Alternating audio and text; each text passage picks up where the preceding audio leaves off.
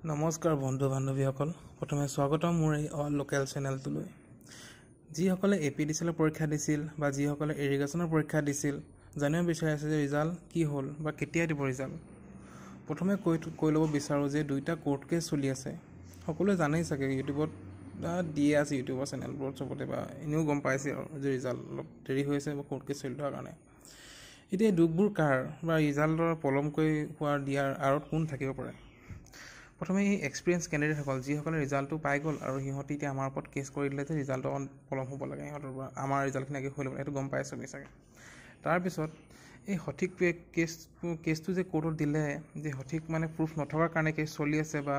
অলপ লেহেমীয়াকৈ কোৰ্টে যেতিয়ালৈকে ৰায় নিদিয়ে যেতিয়ালৈকে মানে সঠিক প্ৰুফ বা হেৰি নোহোৱালৈকে কোৰ্টে ৰাইট পটককৈ ৰায় দি দিব নোৱাৰে তো সেইকাৰণে কোৰ্ট কেছ অকণ চলি আছে লেহেমীয়া হৈ গৈ আছে অকণমান তাৰপাছত আহিলে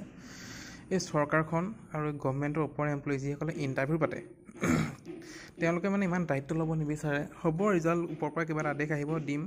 তেনেকৈ ৰাখি থ'ব বিচাৰে মানে কেছটো চলি লাহে লাহে গৈ থাকে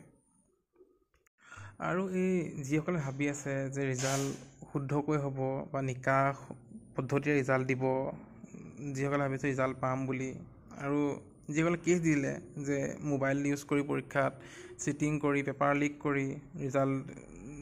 পৰীক্ষা দিছে বা সেইকাৰণে মানে সেইখিনি কেছ দিছে কিন্তু মই এটা কথা কৈ থওঁ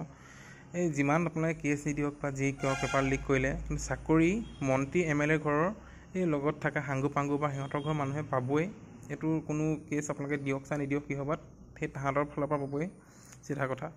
আৰু শেষত এই এপিডিচিএল ইৰিগেশ্যনৰ লগত ইমানকৈ লাগি থাকি লাভ নাই কাৰণ আৰু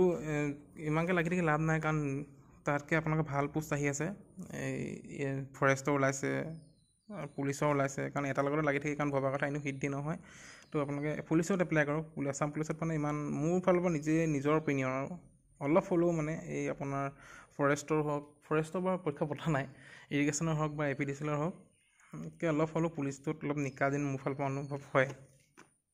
আৰু মই যিমানটো গম পাইছোঁ ইৰিগেশ্যনতকৈ এপিডিচিএলৰ ৰিজাল্ট অলপ আগত দিব বুলি মই অলপ ভিতৰৰ পৰা মানে গম পাইছোঁ এনে মেছেজ দিছিলোঁ এনেই তেতিয়া অলপ ইৰিগেশ্যনতকৈ এপিডিচিএলৰ অলপ আগত হ'ব লাগে ৰিজাল্টটো মানে কাৰণ ইৰিগেশ্যনৰ পৰীক্ষা পতাটো বেছি হোৱা নাই ছেকশ্যন এছিষ্টেণ্টৰ আৰু ফিল্ড এছিষ্টেণ্টৰ কাৰণ যি হ'লেও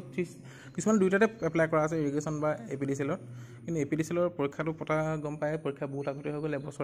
এবছৰৰ পাৰেই হৈ গ'ল এতিয়া আৰু পৰীক্ষা পতা সহায়কৰ আৰু ফিল্ড এছিষ্টেণ্টটো আছেই তো এপিডিচিএলৰ ৰিজাল্ট অলপ আগে দিব শেষত এপ্লাই কৰক ভাল